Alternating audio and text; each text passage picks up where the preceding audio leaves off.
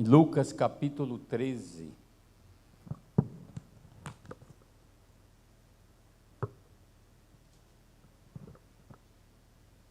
Lucas, capítulo 13.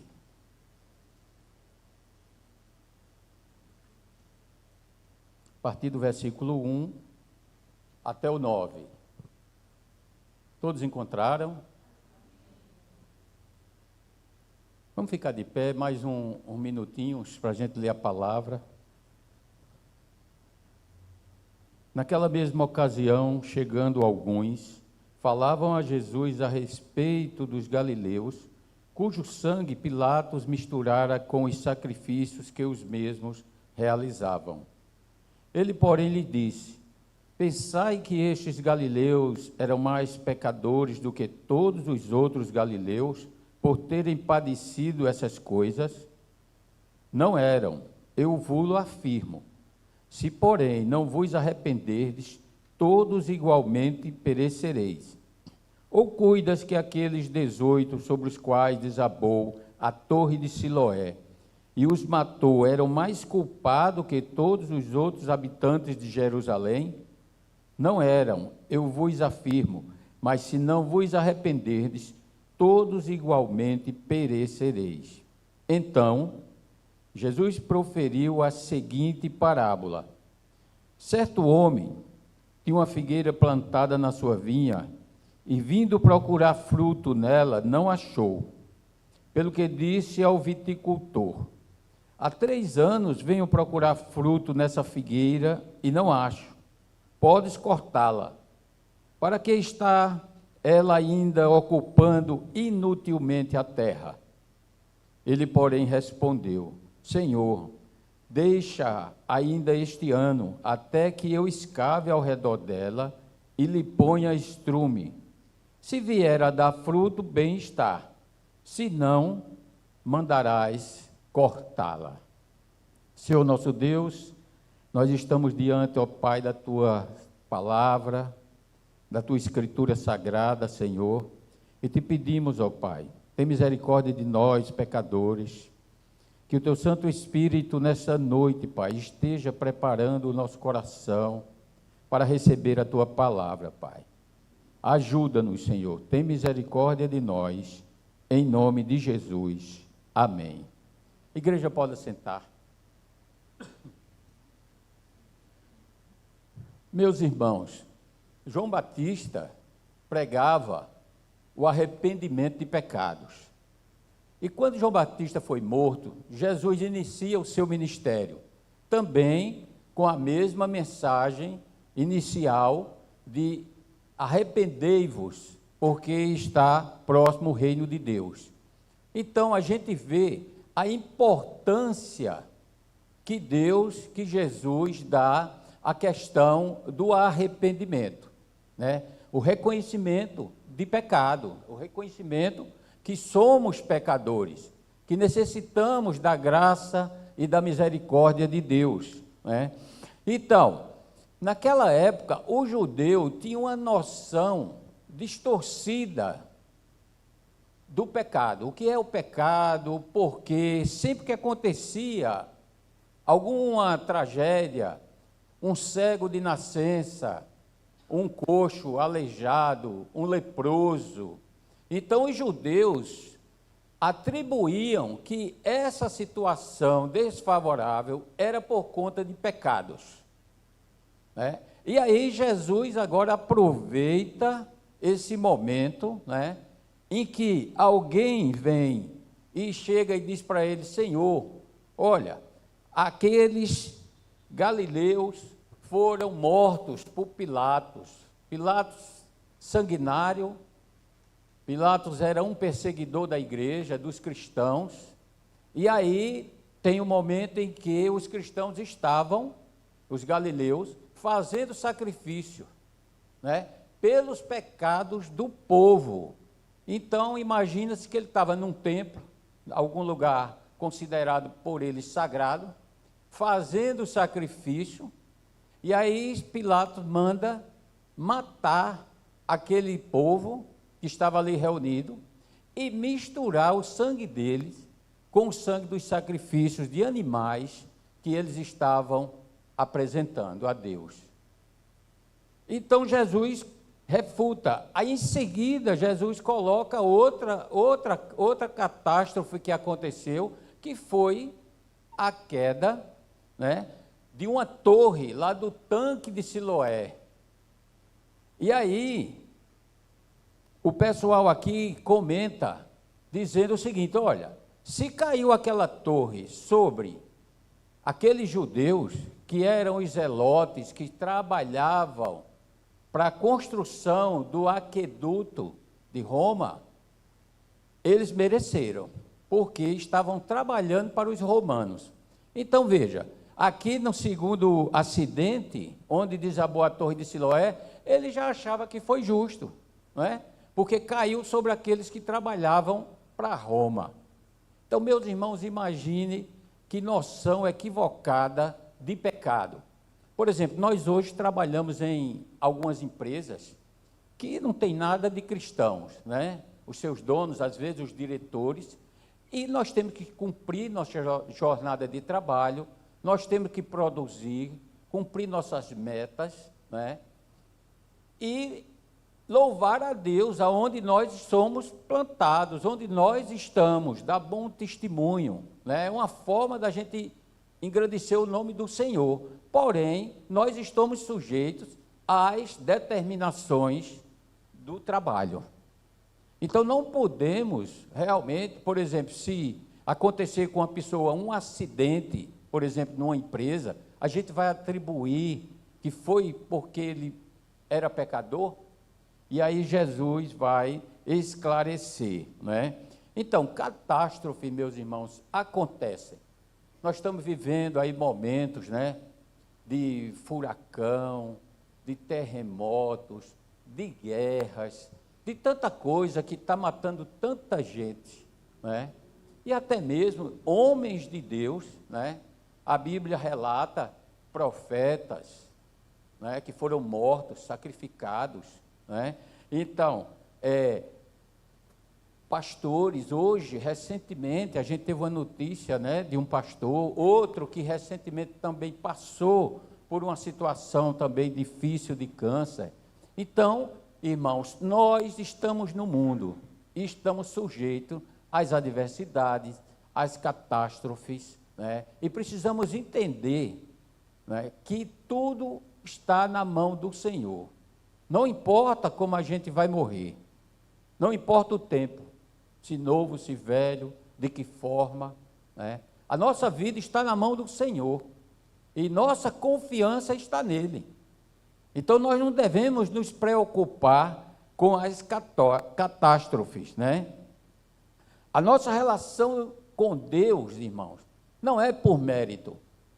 Se não acontece nada com algum de nós, sempre tudo vai bem, sempre tudo está dando certo, isso não é também uma prova de que a nossa vida está agradando a Deus. A gente não pode, então fulano está dando tudo certo, então ele está levando uma vida que o Senhor se agrada, por isso está sendo beneficiado. Não se trata disso. Se trata da longanimidade de Deus, da bondade de Deus, né? E preserva a quem Ele quer. Então, irmãos, se não acontece nenhum mal, não podemos entender que estamos bem, estamos levando uma vida santificada, né? Precisamos sempre estar examinando a nós mesmos para ver como é que está nossa vida diante da palavra de Deus. Mas é a graça de Deus, é a sua bondade que sustenta a cada um de nós. Então, irmãos, depois dessa introdução, eu queria tratar dos irmãos a respeito de um tema, o solene chamado ao arrependimento. O solene chamado ao arrependimento. E o primeiro ponto que eu queria destacar, a gente vai ver do versículo 1 e 2. O primeiro ponto é entender quem somos diante de Deus. Versículo 1 e 2, nós lemos aqui, né, que chega alguns e falava a Jesus a respeito dos galileus, cujo sangue Pilatos misturara com os sacrifícios, né, que eles realizavam. Ele, porém, lhe disse: pensais que os galileus eram mais pecadores do que todos os outros galileus, por terem padecido essas coisas? Então Jesus começa a comparar que, por aqueles galileus ter sofrido, né, o sacrifício, e Pilatos mandou matá-los, eles não eram mais pecadores, não eram mais, nem eram menos. Aconteceu. E Jesus começa aqui a advertir, né, aqueles homens que ele procurava, que o pensamento deles, a maneira deles entender o que é pecado, estava equivocada, estava errada, né? Então Jesus vai tratar desse assunto com eles. Esse é o assunto que Jesus quer ensinar, né? Os zelotes, a mesma coisa, foram tratados, né, de rebelião, e aí caiu a torre de Siloé e aconteceu o acidente. Também nem por isso eles eram mais pecadores. Jesus contesta a forma deles pensar e julgar os outros. E aqui tem uma lição para nós, né? É muito fácil, irmão, e a gente tem uma velocidade e uma facilidade para julgar que o outro aconteceu alguma coisa porque ele agiu errado, porque ele estava em pecado, e a gente esquece de examinar nós mesmos como é que estamos. E a gente esquece de agradecer a Deus pela preservação que Ele dá a cada um de nós. E a gente começa a olhar para a vida dos outros, né? Lá em Lucas 18, de 9 a 14, tem a passagem do fariseu e do publicano, que eles subiram ao templo para orar. E o fariseu orava: Senhor, eu não sou como os outros, eu dou esmola, eu entrego o dízimo, eu faço as orações, eu cumpro toda a lei, enquanto que o publicano, o cobrador de impostos, estava orando ao Senhor e dizendo simplesmente: Senhor, tem misericórdia de mim, que sou pecador, que não sou digno, né, nem de olhar para os céus. E Jesus pergunta quem saiu dali justificado. E diz que realmente foi o publicano. Então, por quê? A atitude do publicano mostra uma humildade, um quebrantamento de coração, um reconhecimento de pecado, que é pecador diante do Deus Santo, e que é a única maneira que nós temos, irmão, de nos apresentar diante de Deus, que é santo e puro e justo, é pedindo perdão a Ele, pedindo misericórdia, né? Porque somos realmente pecadores. Jesus derramou o seu sangue na cruz para nos purificar de toda injustiça. Graças ao Senhor, hoje nós não temos mais a necessidade de fazer sacrifício como aqueles galileus, né? Porque o sacrifício de Jesus na cruz do Calvário foi aceito por Deus e feito uma única vez, né? E cumpriu a missão que Deus tinha para ele, que era exatamente morrer pelos nossos pecados. E através do seu sangue é que nós fomos justificados. Então, irmãos, quem somos diante de Deus? Pecadores. Somos pecadores. Não temos nenhum mérito. O segundo ponto é: precisamos entender a necessidade de arrependimento. Está aí no versículo 3 e 4, né? Jesus diz: eles não eram mais pecadores, eu vos afirmo, né? Então, se vós não vos arrependerdes, de todos igualmente perecerão. Versículo 4, ele reforça a mesma mensagem. Ou cuidais que os 18 que desabou a torre de Siloé e os matou eram mais culpados? Eu vos afirmo que não eram. Então, irmãos, é Jesus quem está dizendo né? E ele faz uma solene advertência para esses homens e para nós hoje, que eles não eram mais pecadores e que todos igualmente precisam se arrepender. Essa mensagem é para nós hoje, né? Continua até a volta de Jesus, quando acontecerá o juízo final. Até lá, nós precisamos estar atentos. Como é que está a nossa vida diante do Senhor? Como é que nós estamos agindo, né? Para estar sempre, irmão, todo dia pedindo perdão a Deus. Pedindo perdão, que o sangue de Jesus nos purifique, né? Todos iguais, pecadores diante de um Deus que é santo, santo e santo. Mas o que chama a atenção nesse texto também é que as pessoas aqui estavam preocupadas com as catástrofes. Se preocupavam com as catástrofes e esquece o perigo mortal que é o pecado. Meu irmão, às vezes a gente fica tão preocupado com essa vida, o que é que a gente tem que fazer, as atividades, o tempo é curto, e isso a gente vai sendo levado, esquecendo da nossa vida espiritual. Como é que estamos diante do Senhor, né? E aquele perigo que está nos rodeando, né? Como a palavra diz, que o nosso inimigo está ao nosso derredor, como um leão procurando alguém para tragar. E a gente precisa estar atento, irmão, vigiando, orando, pedindo ao Senhor sabedoria, discernimento espiritual, para perceber as ciladas que o nosso inimigo tenta nos derrubar. Então, todos somos pecadores diante de Deus, né? E temos que ter muito cuidado, porque o mundo nos envolve, né? Esse mundo moderno, são tantas atribuições, são tanto trabalho, são tantas as coisas, as demandas, que nos sufocam, irmão. Que às vezes você diz, oh, rapaz, eu ia para a igreja, mas eu não tenho tempo, eu tenho que fazer isso, eu não terminei, eu vou fazer aquilo, a empresa está me cobrando isso outro, tem uma reunião online, tem uma coisa, e a gente vai sendo sufocado e tomado pelas atividades do mundo.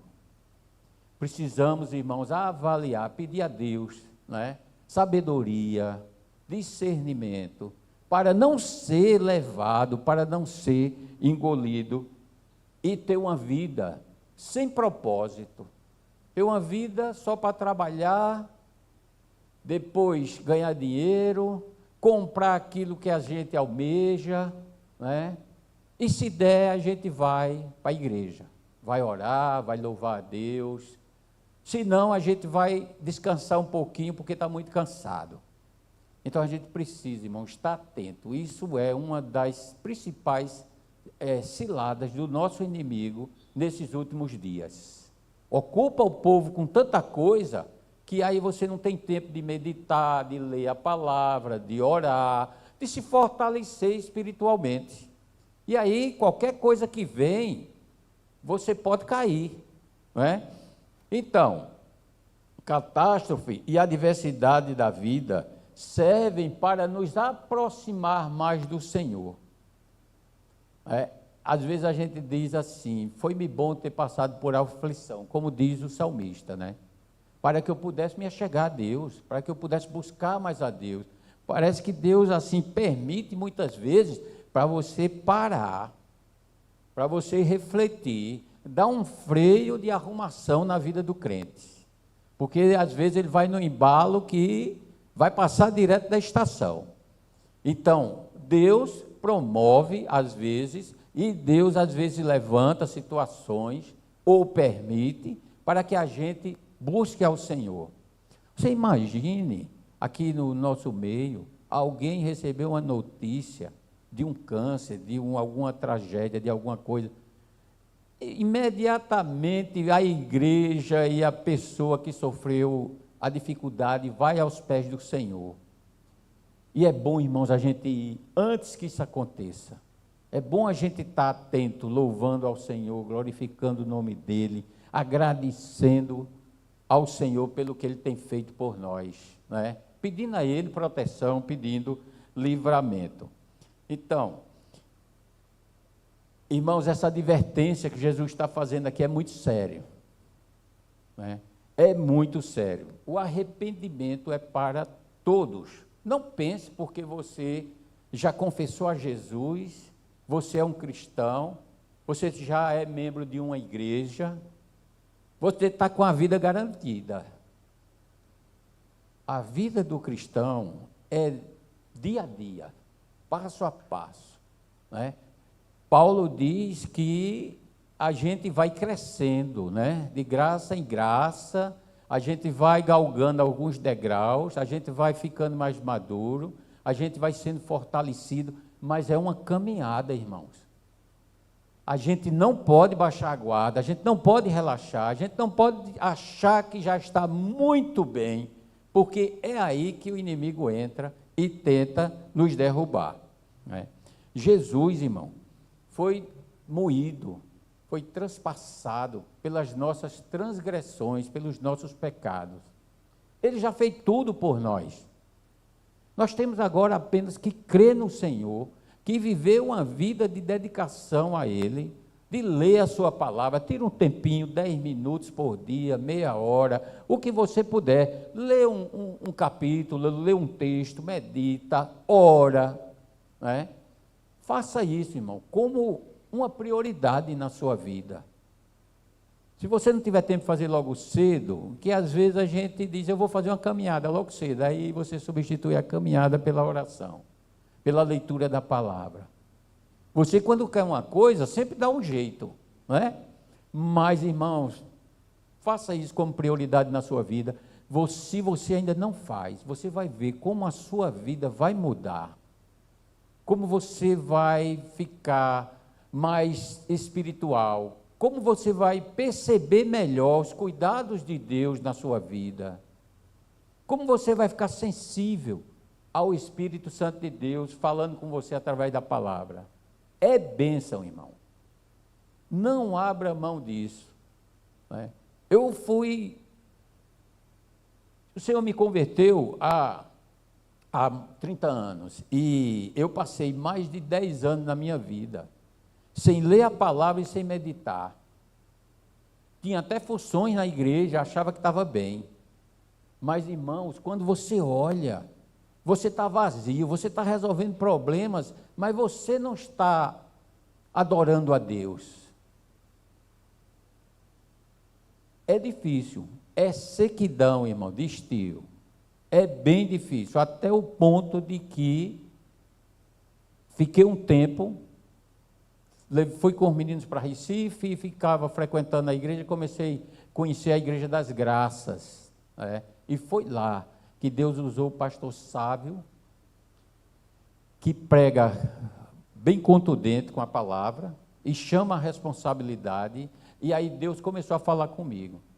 E a partir daquele momento, eu assumi um compromisso com Deus num desafio que Ele fez no culto, de os irmãos da igreja ler a Bíblia durante um ano. E eu comecei nessa jornada, irmãos, até hoje, graças a Deus, tem quase 18 anos. Minha vida mudou, irmãos, com relação ao entendimento da palavra, com relação à vida de comunhão com Deus, né? E a gente começa a perceber Deus guiando a nossa vida o tempo todo, e sempre foi Ele.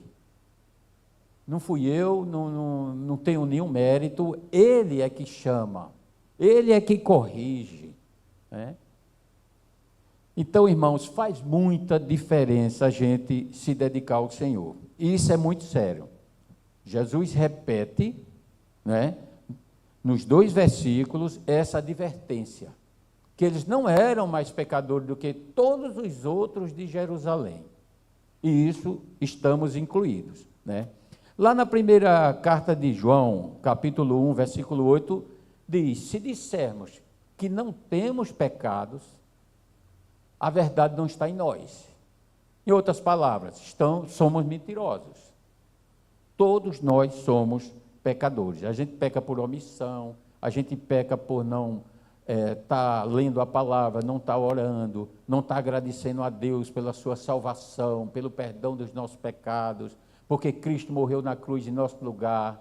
a ira de Deus estava sobre ele e não sobre nós. Nós temos muitos motivos, irmão, para estar louvando a Deus, né?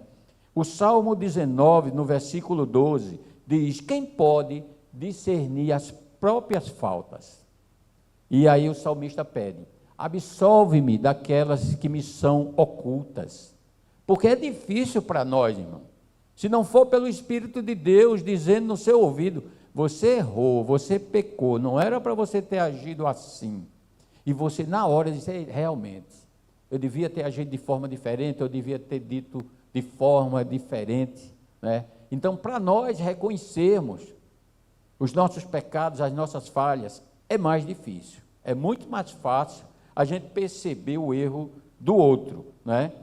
Então, irmão, pelo Espírito de Deus é que a gente passa a entender que é pecador, que a gente passa a sentir a necessidade de Deus agindo na nossa vida, porque nós, por nós mesmos, não conseguimos nada.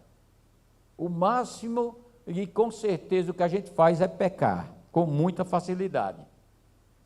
E aí, pelo Espírito também, irmãos, eu passo a entender o amor de Deus por nós, que entregou o seu Filho, quando nós ainda éramos pecadores.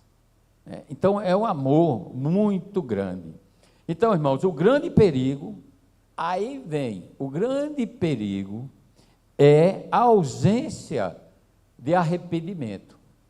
E essa ausência de arrependimento, da gente não se sentir pecador, não se arrepender, gera expectativa de juízo. Deus irá julgar todos nós, né? E vai cobrar da gente os frutos, como nós desperdiçamos a nossa vida. Aí entramos no terceiro ponto, que é entender a necessidade de produzir frutos. E aí começa agora, a partir do versículo 6, do texto que lemos, né?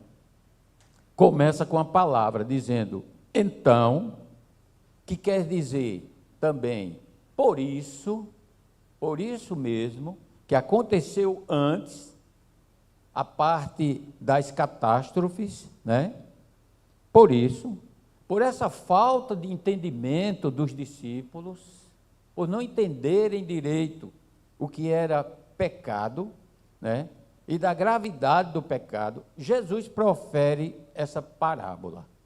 E aí ele vai falar sobre a figueira sem frutos, que nós lemos a partir aí do versículo 6, né? Lá em Mateus, capítulo 21, versículo 19, Jesus ia passando com os discípulos e viu uma figueira, estava com fome e foi procurar frutos e não encontrou frutos naquela figueira. E o que aconteceu? Ele amaldiçoou aquela figueira e ela murchou, ela secou, né? Então, era uma figueira frondosa, cheia de folhas, mas sem frutos. Às vezes a gente pode até comparar conosco, comparar aqui com os fariseus, né? Que uma aparência de religiosidade, uma aparência de homem que tem uma comunhão com Deus, que segue, que tem uma vida reta, mas sem frutos. E só quem conhece, irmãos, é Jesus. Só Ele que sonda os corações, só Ele que conhece aí cada um de nós, né? Se nós estamos gerando frutos dignos de arrependimento ou não, ou estamos levando uma vida conforme as circunstâncias, né? Sem muito compromisso. Irmãos, não basta apenas crer em Jesus como cristão.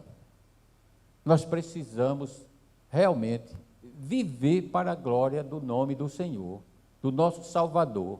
Nós temos que agir como verdadeiros cristãos, né? Nós temos que exalar o perfume de Cristo. Nós temos, irmão, que as pessoas, quando olharem para nós, vejam que Cristo está conosco, que Ele fez algo na nossa vida. Nós precisamos ter esse compromisso com Deus. Não é questão de obras, não é questão do que você faz, do que você deixa de fazer. É vida no altar do Senhor. É vida comprometida. É querer andar de acordo com a palavra do Senhor, como ela nos ensina, como ela nos instrui. Vida guiada pelo Espírito. E você só vai ter essa vida guiada pelo Espírito se você estiver orando, se você estiver lendo a palavra, se você estiver em comunhão com os irmãos na igreja, porque aí Deus vai abençoar a sua vida. É isso que a palavra nos diz. É buscando em primeiro lugar o reino de Deus, não é? Bem, eu preciso fazer isso. Eu posso levar uma vantagem aqui, mas eu vou preferir levar um prejuízo, mas glorificar o nome do Senhor, honrar o nome do Senhor. Isso é mais importante, irmãos. Nós não podemos pensar igual ao mundo, nem ser envolvido por esse pensamento mundano, e querer levar vantagem em tudo, e querer ser mais sabido do que todo mundo. Nós temos que nos humilhar, nós temos que dar outra face, nós temos que ceder, mesmo que seja com dano próprio. Mas a gente não pode, como cristão, envergonhar o nome do Senhor. Nós temos que ter zelo, pela palavra, pelo Espírito de Deus que habita em nós. Temos que ter esse cuidado.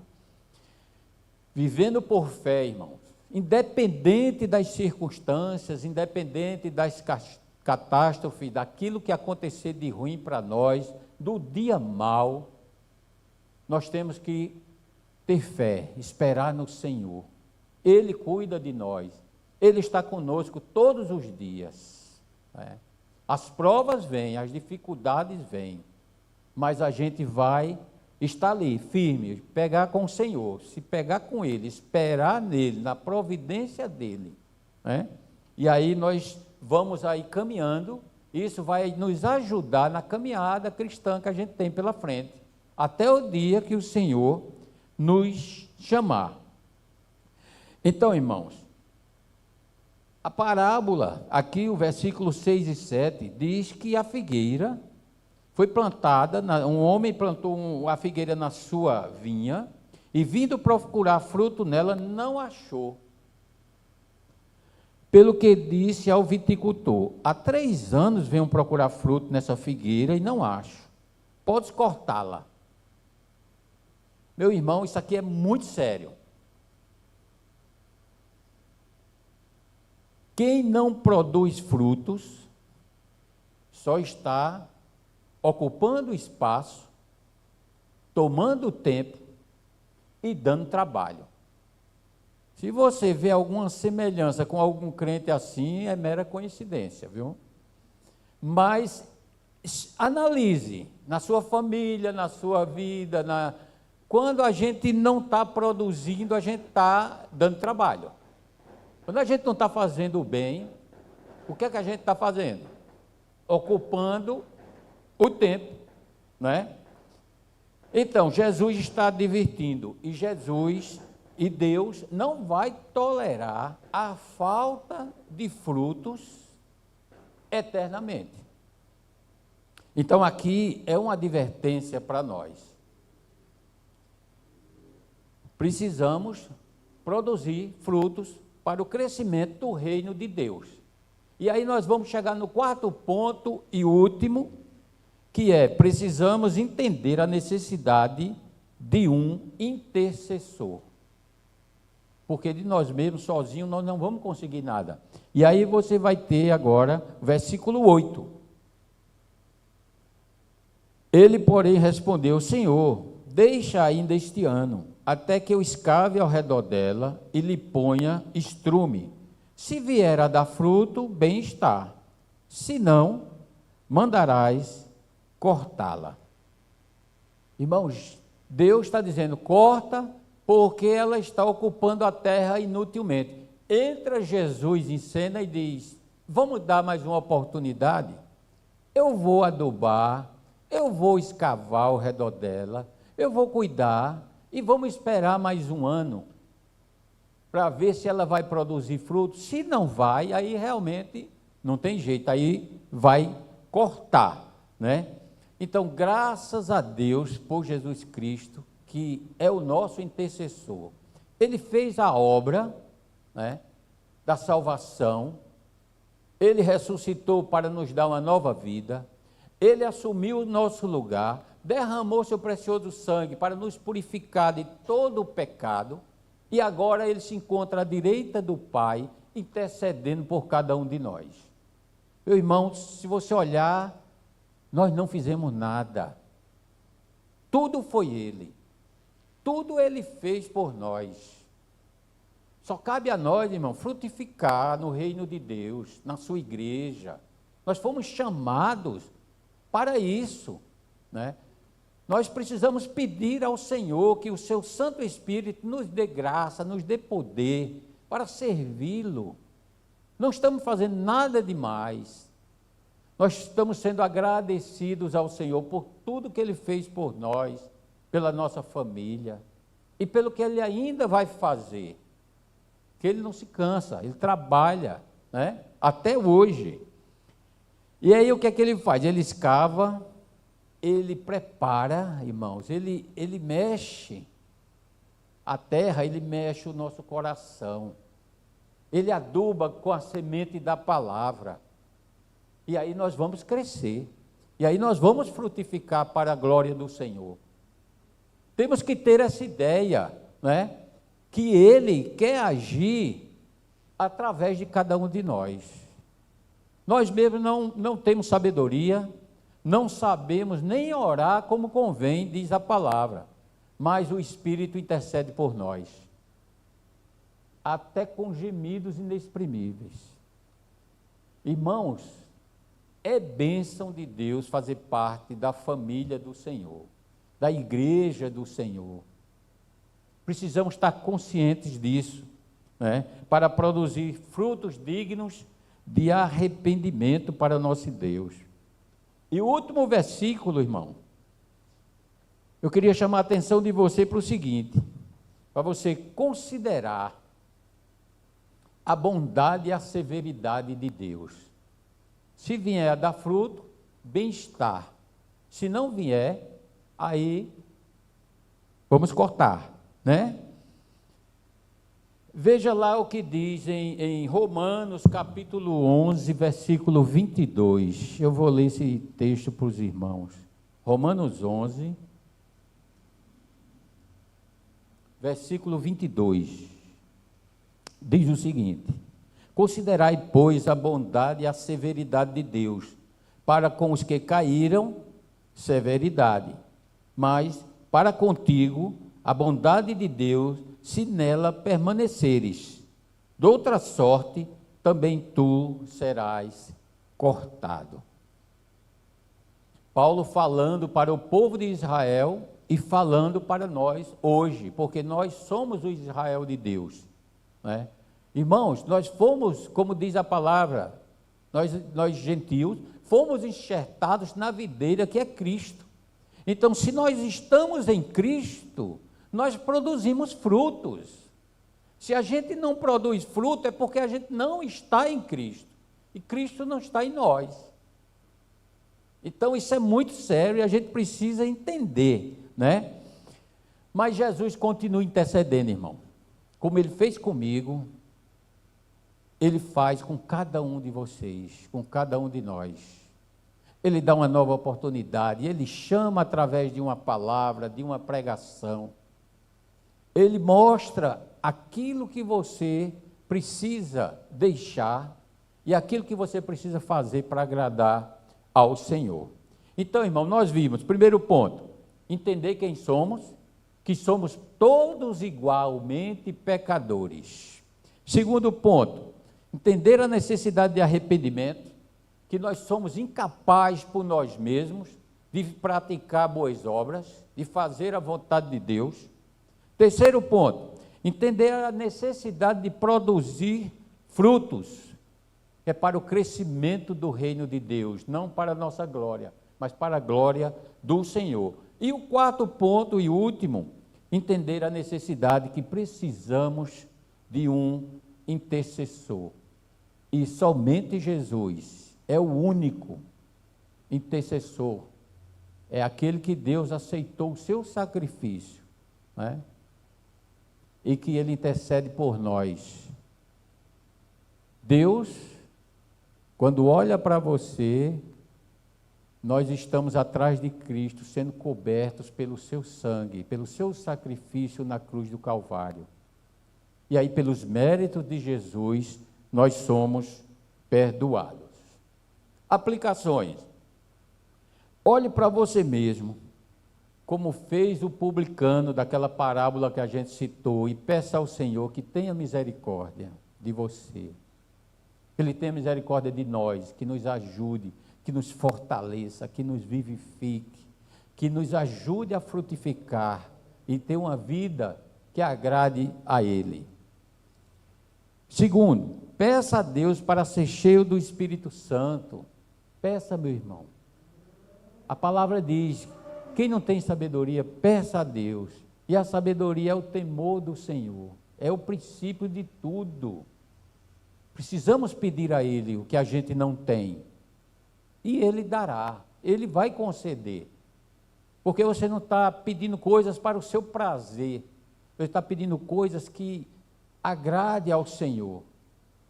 Terceiro, avalie sua vida cristã. Peça o poder de Deus, o poder do Espírito para fazer a sua obra. E Ele concede, irmão. Peça a Ele, insistentemente. E no tempo dele, você vai ver que você vai receber graça, sabedoria, entendimento para viver uma vida que agrade ao Senhor. E por último, viva na certeza que Jesus está conosco. Ele é o nosso intercessor.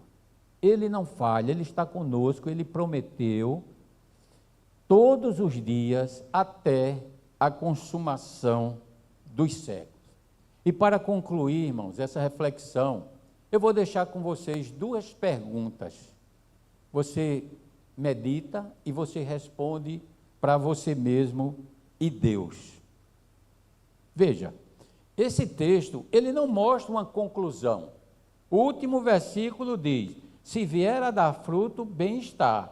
Se não, mandarás cortá-la. A gente não sabe o que aconteceu aqui. Se ela deu fruto, se ela não deu, né? Jesus deixou em aberto para a nossa reflexão. Então a pergunta é o seguinte: você está ocupando inutilmente a terra ou você está produzindo frutos para o Senhor? Essa é a primeira. A segunda, você teme as calamidades mais do que a Deus?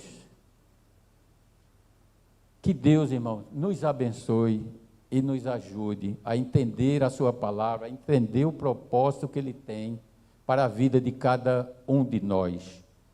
Vamos ficar de pé e vamos orar?